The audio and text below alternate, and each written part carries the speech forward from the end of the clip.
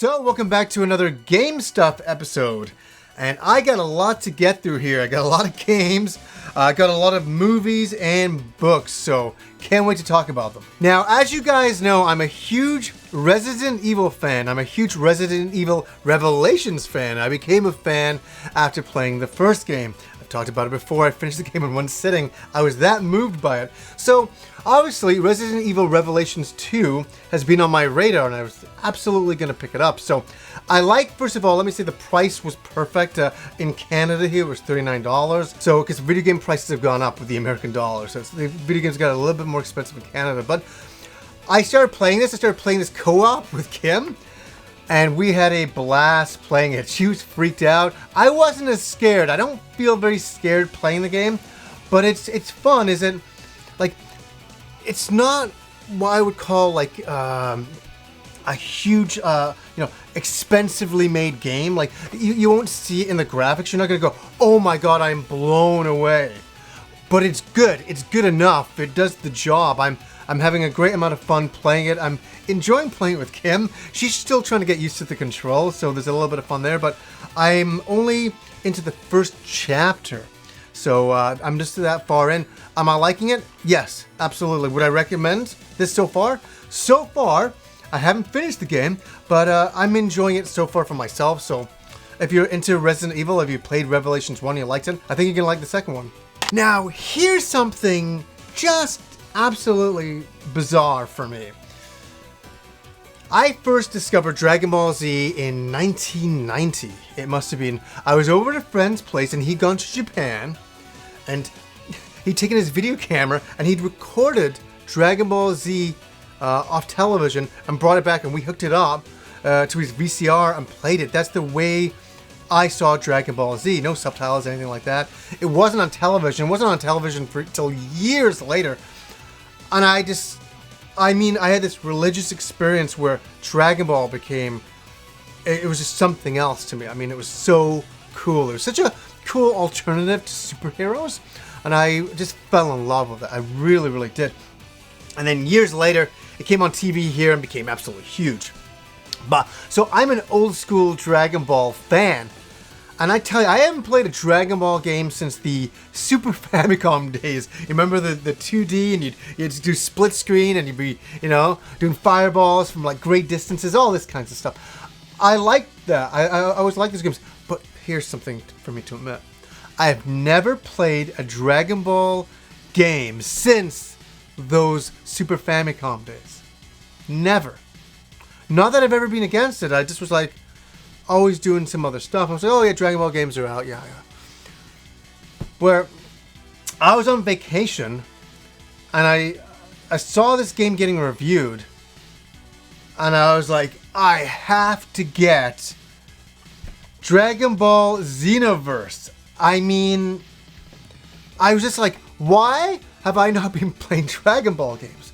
Why have I not been doing this? And this game just seemed to encompass a lot of what I, was looking for in a Dragon Ball game. I don't know. I don't know why I haven't jumped on board until now.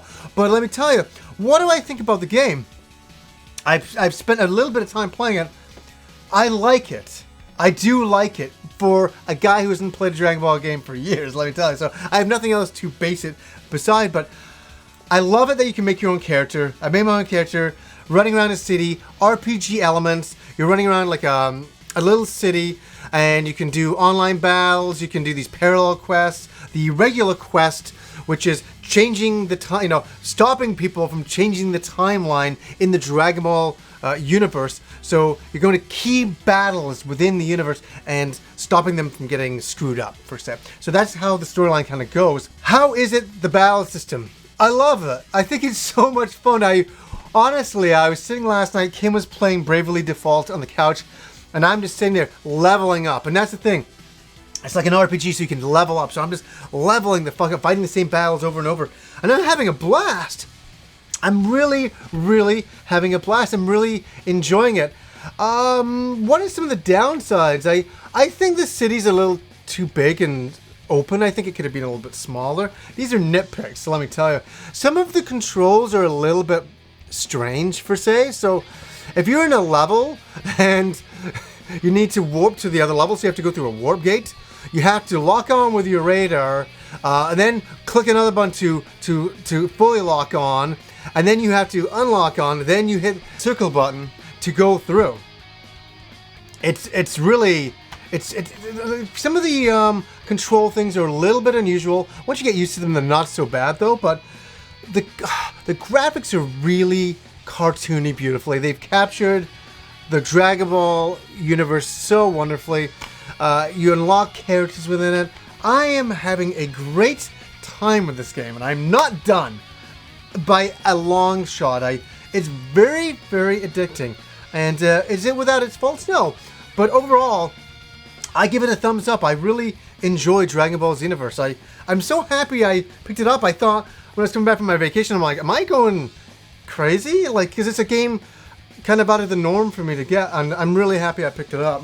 Next up is Final Fantasy Type 0 HD. What do I think about this game? That is a great question. I've been trying to analyze it in my mind to figure out what I think about it. I think it's got some great cinematics. I think it's a lot more serious of that I've seen from Square Enix in a long time. There's a lot of blood, a lot of agony, that kind of stuff. But what do I think about the gameplay? It's like a team-based game. You're running through levels and you're using different characters. You're swapping them in and out to do different kinds of attacks on wave after wave of enemies. What do I think about it? It's good. It's not. I don't think it's my type of game. I don't hate this game. Let me say, I think some of the graphics are beautiful. Some of the cinematics are beautiful. I think some of the graphics are okay at times. Remember, we're talking a PSP game that's been upgraded to the PS4, and I think it's a valiant attempt at it, and I think they've done really well at it. I think the storyline is interesting. I just don't, and I don't mean it in a bad way. I just don't think the game is really for me. I'm playing it, and I'm not really feeling it, and I don't hate the game by any means. I'm not just going, oh, I hate this fucking game. I don't hate this game. I think it's really unique, and I think I've seen a lot of people online. I've watched a lot of reviews of people who are really enjoying the game, and I'm really happy for it, and I can see why people would really enjoy this game. And as I say, I don't hate it. I just don't think it's the type of game that I'm really into unusually. But I will play a little bit more of it, see if my ideas change on it. But right now, it's not a bad game. Man, fuck me. I talk about so many goddamn games I'm so looking forward to. I got this game before I went away, and I still haven't played it. Dragon Quest Heroes, the Japanese version. Me and Kim have been so hyped to play it, but we just got so overwhelmed with some of the things that we're doing in our lives, and it's like, I don't know, this game kind of got pushed like aside, and I was playing all these other games, and I feel extremely guilty. So tonight, I always say with my new Game Stuff episodes, a game I haven't played, I'm like, tonight, this is gonna happen. This is gonna happen. I have to experience. I love fucking Dragon Quest. I love Dragon Quest. And so I can't wait to see what they've done with this game. So we'll check it out tonight, I swear to God. Now this showed up for my friends at PCE Works. Let's just open this up here. Another day, another PCE Works release. And you guys know that I'm a huge fan of these releases. I absolutely adore them. I think they're fantastic. And I haven't opened them up, and I haven't tried them out.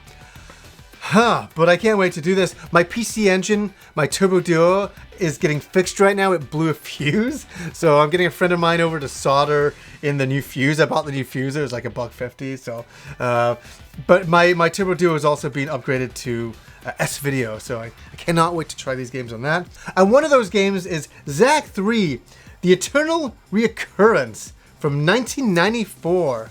And what is really cool about this game, this is on the PC Engine. Okay, this is a fan-translated version of Zack 3, a popular RPG in Japan, and I've never played it. So this is gold to me. This is absolutely gold to me. So can't wait to try this out. Next up, another translated Turbo Duo, Japan-only RPG, Sterling Odyssey 2. The Deluxe Edition. Wow, another freaking RPG out of Japan that's been fan-translated and we can check out. This is just wonderful.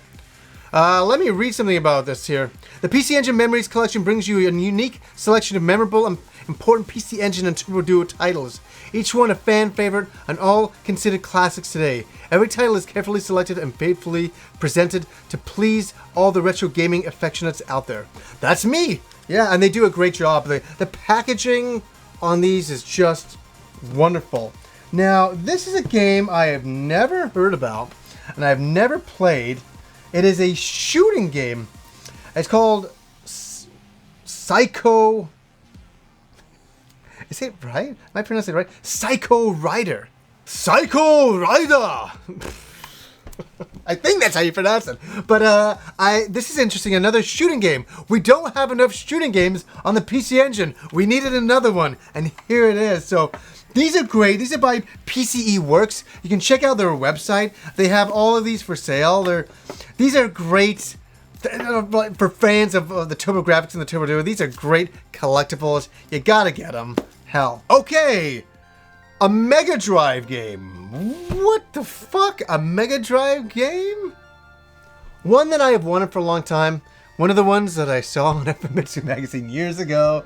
I've always been, and you guys know it, a Nadia fan of the anime. I love Nadia. I love it. The Secret of Blue Water. Well, guess what? On the Mega Drive, there was an RPG. Of course, it's Japan. Your favorite anime show?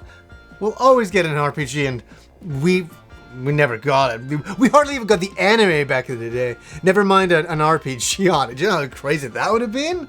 Holy! If this game came out back then, this would have been huge in the RPG community. Nowhere else. I get it. I understand why they wouldn't release it, but I'm very fascinated to try this out. I love the old school artwork of Nadia, obviously, the old character designs, and hey, a color manual. I love those old days.